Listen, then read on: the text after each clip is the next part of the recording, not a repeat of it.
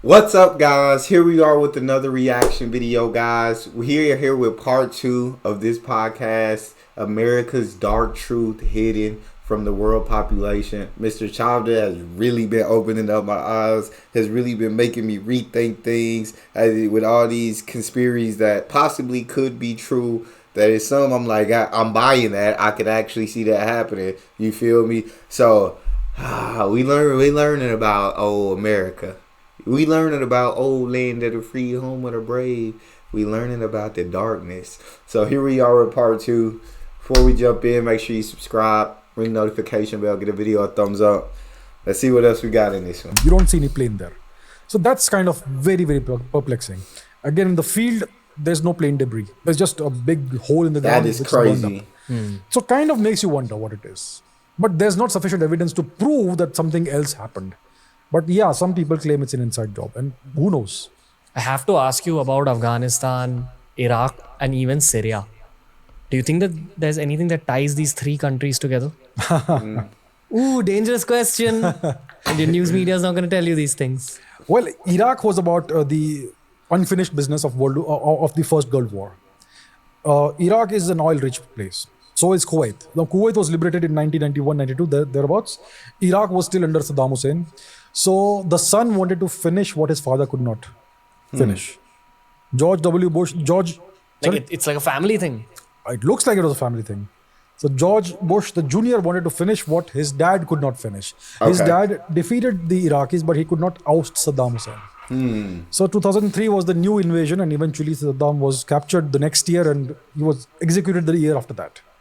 And the Americans got full control of Iraq. They brought democracy into the country. Yeah. They bombed democracy into the people. And That's they crazy. exploited all the oil riches and all that.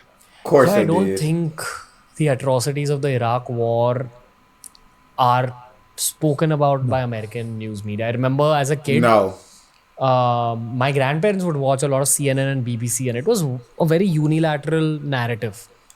War on terror, war on terrorism, Yeah. Saddam this, Yup. terrorists here. Yeah. It would always portray the opponent in a very negative light. And even as a kid, I used to question, And that's just not with Saddam. That's literally anybody America's went and invaded and or went to war with. Know what I'm saying?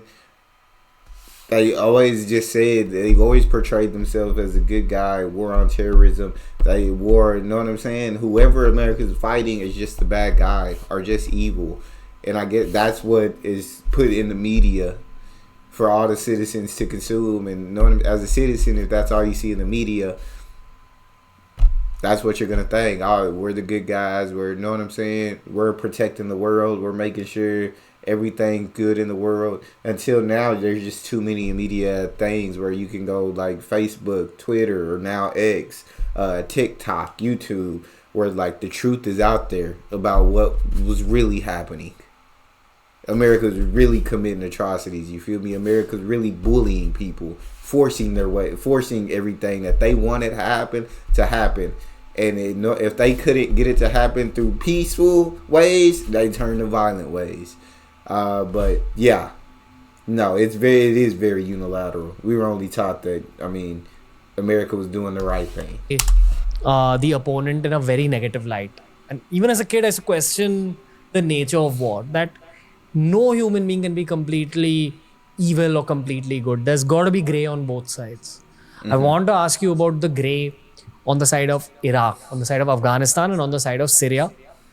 And in fact, I want to ask you about the gray or the good on the side of all these countries that were supposedly ruled by dictators, like Libya, like Egypt, all these dictatorial stories that we hear in the recent past. What's the truth? America has been involved directly or indirectly with all these countries. Let's give our American viewers some sort of an objective, neutral narrative. So when it comes to dictatorships, there is political stability as long as the dictator is in power, properly in power. He's got an iron grip on the country. That can go on for decades if you have the right person in power. And that is great if you want a client state. If you have a country that's rich in resources, let's say full of oil, then you would want a monarchy to be there. a dynasty. So even when the dad dies, his son will come to power and continue the same policies. Or you may want to have a dictator like Saddam Hussein or Muammar Gaddafi or whoever else, or what's his name, Hosni Mubarak in Egypt, for instance. So such people are great if you want that country as a client state. That gives you long-term political stability. Democracy is messy. You never know what's going to happen in the next election cycle. Somebody may come to power who's against you. In that case, you cannot continue the same relationship you had with them earlier. That's why the US is always invested in tyrants. And Henry Kissinger, the former Secretary of State during Nixon's time, infamously said that he may be a son of a bitch, referring to somebody, but he's our son of a bitch. He's our son of a bitch. That's why we must support him. We must never say anything bad about him. I don't remember whom he was referring to, but clearly one of those tin-pot dictators that the US props up from time to time. Chile is another example. Argentina is another example. Dictators everywhere. And the US, it's good for the US if you have dictators like that. So they talk about democracy and they preach democracy, but they prop up dictators. That's been their track record over the past 50, 60 years. It's like having a goon. I've never thought about it like that. I've truly never thought about it in that sense where it's logical and it does make sense. Like, you don't want certain places to be a democracy because you already have deals and policies in place where you want them to be more of a dictatorship or a monarchy, so that when they pass, the next child or next in the bloodline goes and those same policies get upheld and everything. Whereas in a democracy, you don't know what's going to happen. Someone new could rise to power and get rid of all those policies. And wow. I've legit never thought about it like that. Jesus, that makes so much sense. Dictators. That's been their track record over the past 50, 60 years. It's like having a goon if you're the godfather. Yeah. Goon to do your job. Goon to give you the extortion money that he's taken off of his country people. So typically what you do is you install a dictator in power. You give them certain wonderful perks and benefits that as an individual, you would treasure. But in exchange for that, they have to sell their soul. They have to sell their country's resources to the US. That's what happened in Iraq. That's what happened. In the case of Egypt, it was the Suez Canal, which was vitally important as a geopolitical choke point, and various other places in Africa. Some places you had uranium, like Patrice Lumumba was killed off and some other dictator was put in place for uranium. In other places, it's diamond. Some places, it's gold. It's always resources. It's always control. That's what goes on. That's a play. I got to speak to the scientist in you here. That's crazy. You're someone who does study our planet as well. Have we kind of maxed out our search for resources, or do you think there's still a lot of resources to be found? I think there is still a lot more to be found. For instance, we are in the age of electric vehicles. And every single battery that you have in your cell phone, in your electric vehicle or whatever, it's a lithium-ion battery. Correct? Now, lithium is something that's quite abundantly available, but it's very messy to extract out of the earth. So it causes a lot of environmental damage. Now there's a new technology coming up. It's called sodium-ion batteries. Sodium is also plentifully available, but you don't need to mine it. You just go to the sea and pull it out of the sea. Salt, sodium chloride. So there's new technology always coming up, and there's more to extract. There's so many more resources in the planet that we are not aware of yet. There are still to be found. So there's a lot more exploration that's going to happen. There could be lots of major oil and gas reserves that we in India have not discovered yet. It's very much possible. Yeah. So there's a whole lot that still is going to happen in this planet. Okay. And depending on the times that we live in, the technology that's at the forefront, do the top geopolitical powers change their agenda, or the countries that they're targeting to either economically colonize / go to war with? Is that a massive angle for going to war, according to you? Yes, typically you would want to achieve that without any messy war. But if that doesn't work, you can always engineer a war somewhere, a conflict somewhere. So there's always a geopolitical angle. There's always a resource angle. Sometimes it's oil, sometimes it's diamond, sometimes it's gold, sometimes it's uranium, sometimes it's something else. Sometimes it's that your enemy is encroaching there and I want to mess up the place so that the enemy doesn't get control over the place, like in Syria So Syria was a very nice, wonderful, peaceful place. Assad was ruling it as a dictator. Well, there are dictators everywhere. Why target this one specific dictator? Because he's not democratic. There are so many other dictatorships that the US is perfectly happy with. What about Yeah. Saudi Arabia? Isn't that the biggest hereditary dictatorship, one of the biggest ones on our planet? They are fine with that. But Assad is somehow bad. And they tried to Crazy. overthrow him, but Vladimir Putin intervened. And he was able to stabilize the country. And lots of so-called rebel groups were fighting against Assad, including Al-Qaeda, including ISIS. Aren't these extraordinarily evil organizations that the US was after at some point in time? How come now they are fighting against Assad and Putin and on the side of the US? Isn't that Dang. kind of strange? That's the kind Very. of game that's always been played. What's happening in Syria right now? Nah, America's wild, dog. This information is wild. Like, it all makes sense. It's all logical, and it's just like moving pieces around on the chessboards. But there's a lot of innocent people like losing their lives in these games, and it's a lot of people's homes, land is being destroyed due to resources, due to them just not having, I guess, the relationship that America want. And it's at the end of the day, for what I'm hearing, it just sounds like if America wants it, they're gonna find a way to get it, whether it be through the correct terms or whether it be through scheming, plotting, violence, war. They're gonna figure out how to get it, and I hate that. This is crazy, man. That's the kind of game that's always been played. What's happening in Syria right now? Syria spiraled into conflict about 12 or so years ago, 2009, 10, 11. Around that period of time, we started hearing the reports of a civil war in Syria. And the objective was to topple the Assad regime and to put something else in place. And now there was a period of deep instability, fighting everywhere, even Damascus, near Damascus, Aleppo, half the country was in ruins. There were buildings destroyed everywhere, cities, towns, villages destroyed, flattened by bombardments, and they would never show a single picture of a dead body there. Just imagine how many people died there. And that's what was happening. Then Russia got involved because Russia has this strategic port that they are utilizing there. It's called Latakia, something like that. It's on the eastern Mediterranean coast of Syria. So yeah, the Russians have a geopolitical investment in this place, and they wanted Assad to stay in power because even the Russians learned that game, and they also played this game of installing dictators in various places, right? So the Americans failed in Syria. They failed in dislodging Hafez al-Assad, and the Russians have been able to prevail, and Assad is now reasonably secure in Syria. So that's something that's been played out over the past decade or so. There's another messy, terrible war happening in Yemen. Now, nobody hears about Yemen. Yemen is our neighborhood here in India. You go west of India, you reach Yemen. There are lots of these Shia, etc. people in India who have ties with Yemen. Family ties, blood ties with Yemen. It's a very small percentage of India's population. The Shia, a certain flavor of Shia people.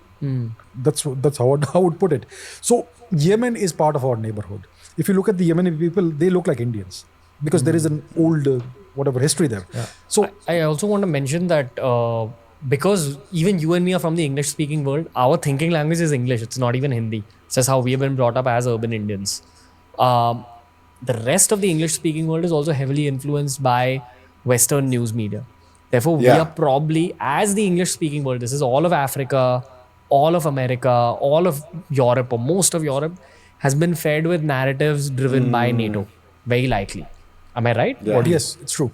That's why we don't hear of the Russian side of things. You don't hear the Russian side, Facts. and even I legit never heard of the Russian side. I feel like, legit, we're always taught that, like, Russia is not a good place. Like, Vladimir, we ain't rocking with Putin. Dang. Yeah, I guess, when you get older, you realize there's two sides to every story. But growing up, you only get taught one side. Then you're just bound to believe that side, that what you're being taught is the truth. But it's like, you never hear the other side. So, you can't know the truth until you hear both sides of the story and put together what makes sense. The German side or the French side is typically leaning in that direction because it's part of the EU, it's part of NATO, so they therefore speak a certain language. The most prominent voices are Fox News, BBC, CNN. These are the heavyweights, and that's typically what you hear. So that's all monochromatic, unidirectional news. Yeah. Let's talk about Yemen. What's up there? What's happening? So Yemen is a country that's been pummeled into dust. It's being done by the Saudis, but we know who the Saudis are and who actually owns the Saudis. So there's a whole story behind that goes back 300, 500 years. But what's happening is that this conflict has been brewing since the 1980s, 1990s, and they are trying to destroy the entire nation of Yemen. And there's a lot of resources to be exploited there. Oh, okay. It's always about resources. It's a god-forsaken badlands. It's hills and desert and all that, mountainous country and all that. But there's a lot of resources there, and that's always about the resources. So the civilians, they've been bleeding for like the past 2-3 decades, and probably even longer. The British were involved before this. The British have been no saints either. So there are all these conflicts happening, and when it comes to these conflicts, nobody will report about it. So nobody knows this is happening, and the worst kind of human rights abuses are happening there. There's something called a double tap strike. What you do, you have a funeral. Somebody died in warfare. A prominent person dies. So then the person has to be buried. When a prominent person dies, lots of dignitaries come to attend the funeral. What you do is when there's a big crowd indulge in burying the person, you shoot a missile there from your Air Force, from your drone. Big bang, lots of, maybe 200 people die. Then you wait for 20 minutes. Let the ambulances come in, let other people come in to try and rescue those people. Then you do a second strike there. To kill even more people possible. That's called a double tap strike. Who patented this technique? It was the US that did that. And that's what they did in Yemen. There's a book by Professor Isa Bloomy in which he has written about this. So there's a whole lot of atrocities that have been swept under the carpet. So it is disingenuous for the US to call itself the guardian of democracy and peace and justice and human rights and liberalism and all that. The track record is the exact opposite of that, unfortunately. This is no different from terrorism. I would not disagree with that. That's factual. And that's sickening. It's ridiculous. It's like, what do you do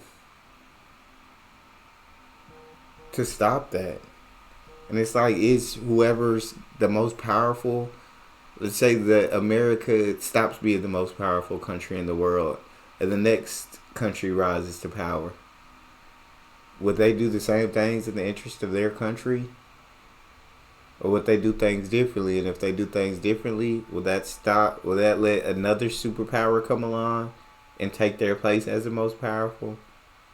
Because I feel like every dynasty, every empire, everybody's time comes to an end. No, your time comes to an end and it's time for the next power to take over. I don't know. I don't know what the solution would be. Y'all hit me in the comment section and y'all talk to me. What do y'all think the solution would be to stop wars, to stop terrorism, to stop corruption, to stop all of this? Because this is crazy. How would you remember George W. Bush's tenure? It was about the Iraq War? The Iraq War primarily. Okay. That's what it was. The total destruction of Iraq. More than 1 million civilians died in that. That's not a small number. 10 lakhs. Civilians. Million innocent civilians. Would you say he has blood on his hands? I would not disagree if somebody would say he has blood on his hands. Because at the end of the day, the buck stops with the president. Does Obama have blood on his hands? More than Bush. More than Bush? More than Bush. That's Let's crazy. talk about Obama. Oh, if you talk about total tonnage, the total amount of ammunition that was dropped on innocent civilians, you add up the totals for George W. Bush, you add up the totals for Obama comes up on top. I legit did not know And he this. was given the Nobel Peace Prize the moment he was elected president. even before he had done a single thing. And then he went on, he proceeded to bomb the hell out of civilians. He dropped more bombs than George W. Bush ever did. So that is Obama in a nutshell. That's all he achieved. He was a great talker, very smooth orator, big words. But what else did he achieve? I wonder. Let's. I legit didn't know he dropped that many bombs on people or killed that many civilians. I feel like I'm learning so much through information, bro. This is wild. This is insane. Break down the Obama tenure a little bit more, especially for Gen Z viewers. Because most people in general know historic figures or world leaders because of the brands that they have projected about themselves. Yes. But pound for pound, let's speak about Obama. So Obama, one of his major characteristics is his ethnicity. The first black male president of the US. The second claim to fame is that he had a female Secretary of State, Hillary Clinton, whom he defeated in the primaries when he was fighting to be the candidate, the Democratic candidate for the presidential election in 2008.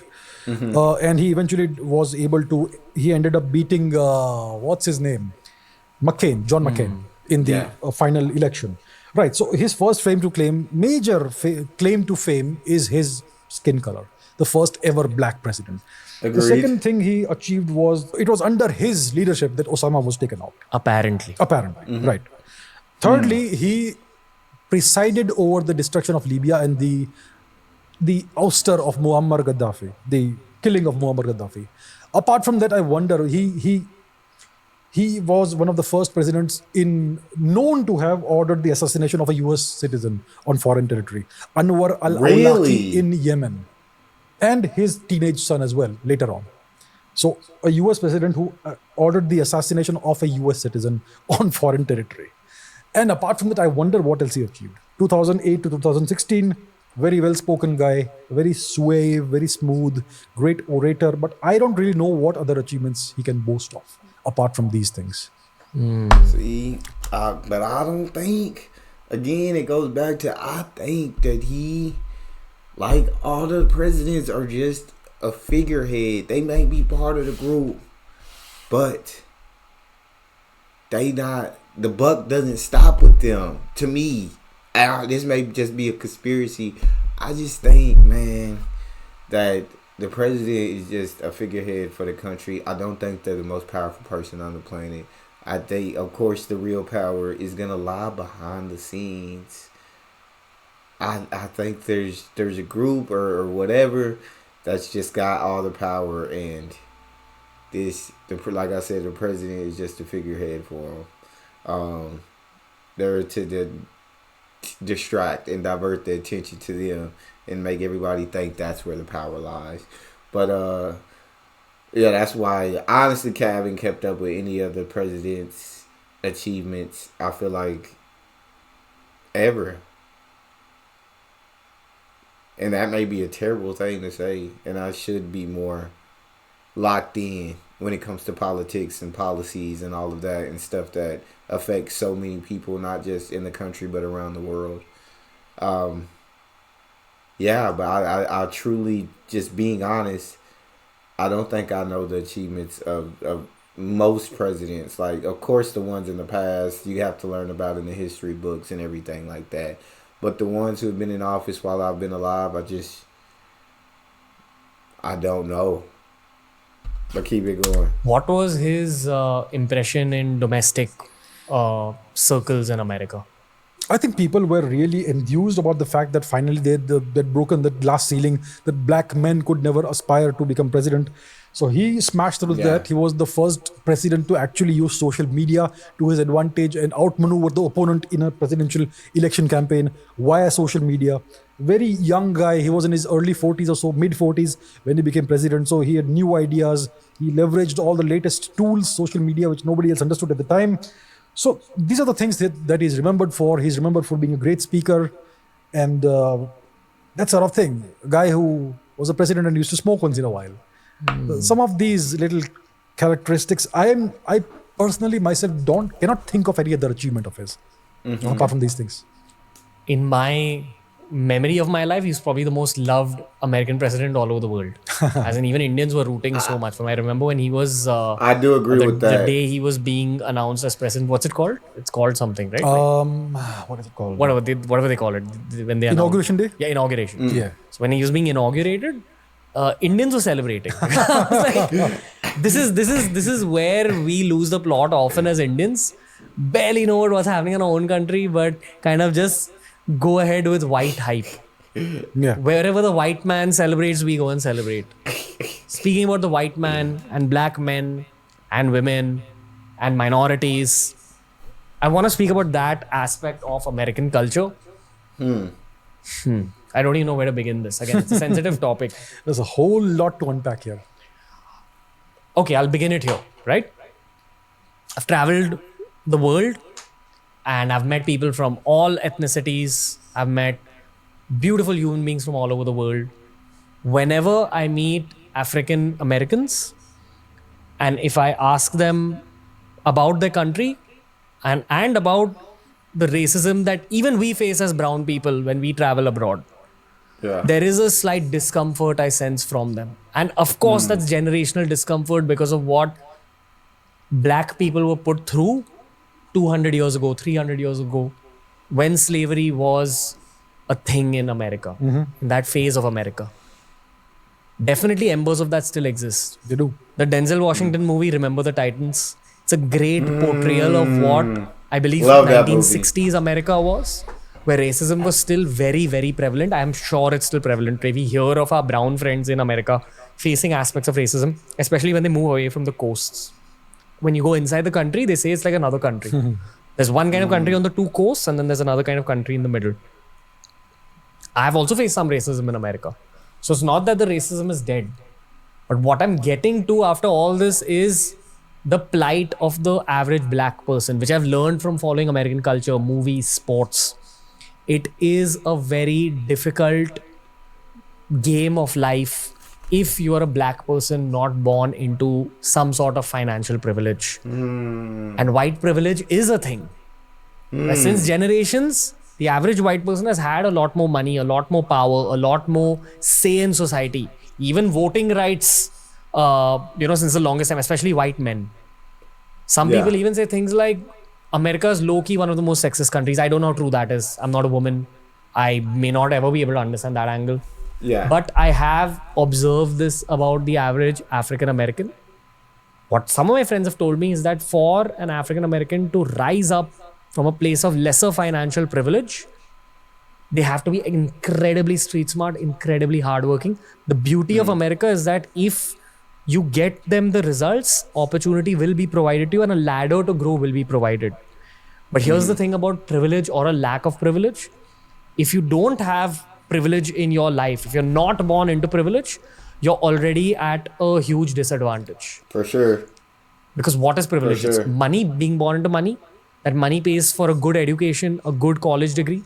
You're learning a lot of intangibles through that good education, through that college degree. You're learning sales skills, you're learning people skills. What about someone who's as intelligent as you?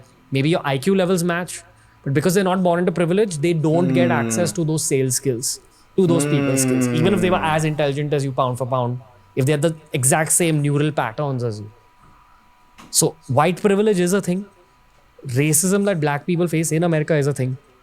I'd like to know what you think. And my actual question to you is going to be a brutal question, but it's been a while since America got independence. It's been a while even since Martin Luther King Jr., rest in peace. But why do black people still face that level of racism in America today? I love that question. I love the way you put it. And because I know he's finna talk about it before he talking about it, I just wanted to give, I guess, my sort of take on it that I've personally lived. I feel like personally, I haven't seen much of it, but personally, I haven't really looked for it. You feel me? I guess maybe like I'm the type of person who just ignores a lot of stuff, who just like lets a lot of stuff slide right off my back.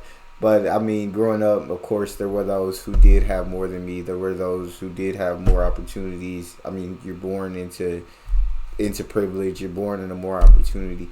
But I don't know. I think I literally never, and it's such a big topic in the U.S. today. It's such a big topic in America.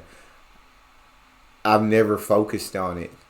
Like, because I guess even if it was real, to me, I felt like me jumping into it and focusing on it, and I guess I just always felt like it wouldn't change things for me. Like, I still have to figure out how to go and get these opportunities, how to go and, you know what I'm saying, how to keep pushing. And I don't like the way that I would think if I felt like I was being held back. I like to think that, like, and I know it's like almost delusional, almost, you feel me? Kind of delusional, I guess, that most people would say. Very naive for me to think that way, but I just like to think that, like, legit, I am in control of, like, everything that happens to me. Like, I ain't, whether good or bad, I feel like it was a decision that I made along the way that were the reasons for things happening, like cause and effect. Just because I feel like if I think that way, then I don't have to think about any kind of outside force being the thing that holds me back to getting to where I want to get, from holding me back from getting certain opportunities. Because if I feel like there's an outside force, I won't want to push as hard, because I feel like, well, what's the point? Like, I'm just constantly being held back. So me personally, I haven't really looked for it, but of course you see in the media, of course you see on all kinds of social medias, all the racism that America still faces today. And I wouldn't just say America, I'd say all over the world. But you still see it 100% every single day, and it's frustrating, it's sad, it's tragic. You hate to live in a world where there's racism, but I honestly just try not to focus on it. Anything that would make me feel bad or depress me or make me sad, or any tragic moments I feel like in my life, I just swallow it and keep it moving. But I'm very intrigued the way he has to say. Why do black people still face that level of racism in America today? They sure do. There's something called racial profiling. If you're a black person, you're way more likely to be stopped by a cop if you're driving a car. Yeah. You're way more likely to be shot by a cop for no reason whatsoever. The racial profiling is very much a thing. These days, there is a lot of talk about this, so it may have come down, but the incidents still occur. And that's why Black Lives Matter became a thing. Now, if you want to understand the root cause of this, let's go back to the U.S. independence, the War of Independence. George Washington won it. They ousted the British, the Redcoats. There was the Declaration of Independence, and then you had the Constitution of the U.S., which was drafted, which says that we, whatever it says, we the people, we believe that all men are born equal, blah, blah, blah. Yeah. And then this constitution was ratified by the citizens of the US, which means the constitution was put to a vote. Do you accept this constitution or not? And it was, the result was yes. Now, who voted for this? Who was allowed to vote? White men. Only white men, and not just all white men, landowners. So a small fraction of the population was allowed to vote whether they want the constitution or they reject it. Women had no vote. Landless white men had no vote. Black people had no vote. The true natives of America had no vote. Do you think this is a democratically instituted constitution? No. This is an illegitimate constitution. This is the very root cause of everything.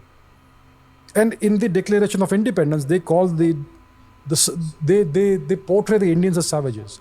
They call them Indians, the savage, brutal, or whatever Indian. I don't remember what the term is.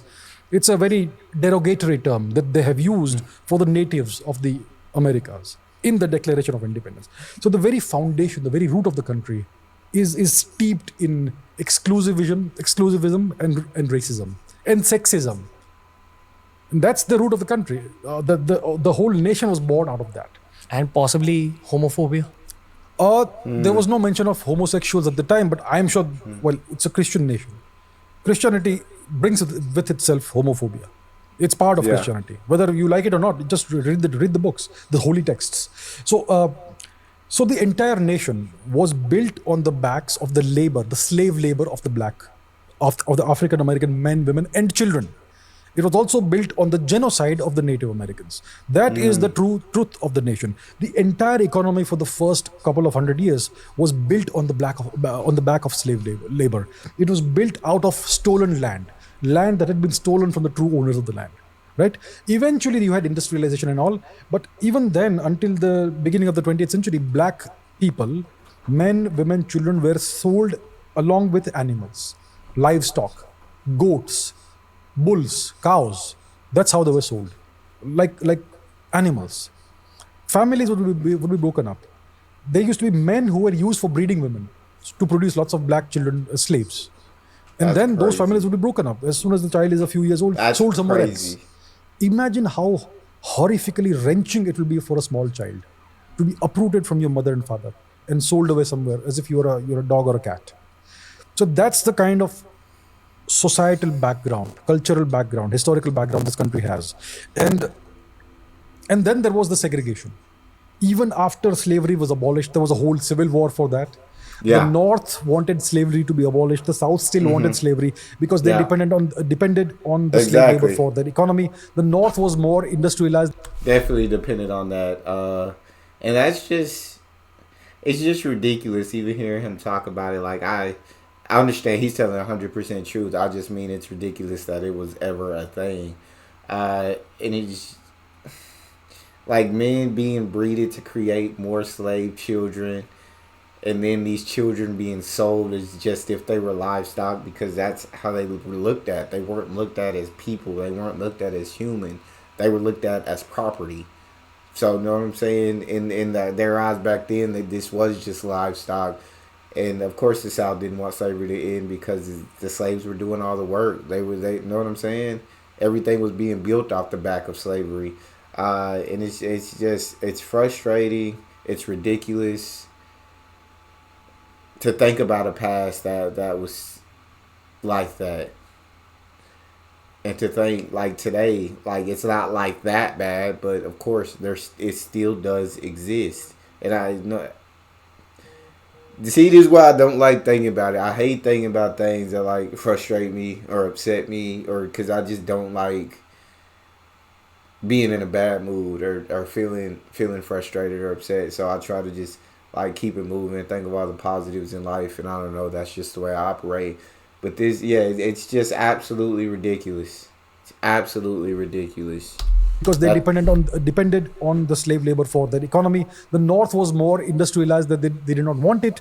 They went to war for that. The South seceded. Whole story there. That's a different topic. But eventually the North won. Slavery was abolished, and yet they got no real rights. The blacks were still segregated. They were still second-class citizens until the 1960s. John F. Kennedy abolished that, and he gave people equal rights. But even then, there was a lot of racism for the longest time. Even now, the blacks, in some ways, are still not quite as equal as everybody else. I just want to put a disclaimer here. If there are black people watching this, African Americans, or from wherever in the world you are, understand we're talking about this from as empathetic a standpoint as is possible. Trust me, even Indians face an insane amount of racism all over the world. There's nothing compared to the kind of racism that African Americans and their ancestors have faced, but we do come from a place of empathy. Anyway, let's go on. Now the problem is this. The United States has a mixed population now. Everybody has some black ancestry. All African American people have some white ancestry. The question is, whom do you hate now? If you want to hate the ones who oppressed you, but you have some of that in you. Oh, wow. That's the crossroads the American society has come to. There is no pure black person or pure white person in the US. Everybody is to some extent mixed. Even the purest white person with blue eyes and blonde hair may have 4, 5, 7% black ancestry. Even the person with the darkest skin may have 5 or 6% white European ancestry. So today it's a mixed population. So the question is, whom do you hate now? I think it's a collective guilt for all of them now. There used to be this racist rule in the US called the one drop rule. If a What's person has that? even a single drop of black blood, that person is considered to be black. That is a ridiculous, illogical rule. That's legit. Now that legit, I can relate with, dog. Like, I'm mixed. My mother's Hispanic. My father's African American. Uh, on like every test, license, everything that I've ever signed, I've always checked. Like when they ask race, African American, black. Like I'm black. But like if you're mixed with anything, like if there's black in you, people can see black. You're black. Like that one drop roll, he's not lying about that. Yeah, I've never put that I've ever been mixed between two races. Most people are surprised when I tell them I'm mixed. But yeah, that's 100% on the money. He is with that one. Considered to be black. That is a ridiculous, illogical rule. Today, the fact is that it's a mixed society. There is no pure white person, pure black person. Everybody has some European blood, some African American blood, maybe some native blood. Also, the natives are the most marginalized of the lot. They are completely invisible. They are even below. They are the bottom of the social ladder. So I even feel today, that. there are massive problems in the US. There is terrible inequality.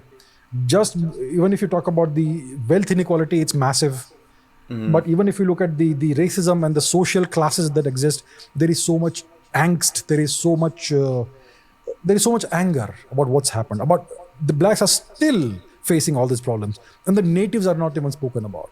But certain classes are more privileged now. Now there is this concept of white guilt. That if you're white, you need to be Yeah. apologetic for that. And now there's all kinds Facts. of weirdness that's coming to Facts. society with the rise Agree. of what they call wokeism or whatever. Yes. So it's a society at a crossroads. It's a society that is dangerously armed. Everybody has weapons. There are more weapons, automatic weapons, guns than human beings people. in the US today. That's crazy. It's a tinderbox. It could go off anytime, and there's shootings happening every day. And I don't know what the causes are, but it's a very damaged society. There's a lot of mental illness in the US. There's a lot of bullying in the schools. All kinds of problems. So He's spitting all facts, dog. Everything that he said is absolutely correct. There's definitely so many issues that we face here. Every issue he said, 100% agree with. where we are in the 100%. US today. I wish them healing. I wish them happiness. All races, all ethnicities, black people, white people, especially the native people who are still marginalized, who nobody wants to speak about. Yeah. There's a lot of introspection the Americans have to do. Instead of coming here and lecturing Indians and other people about how we should live our lives, they need to introspect and try to fix their Facts. society. Because that is one of the most diseased societies I've seen in the longest time. Want to speak about He is 100% on the money, dog. He is 100% on the money. I absolutely love getting to listen to these two guys talk about these issues and these topics.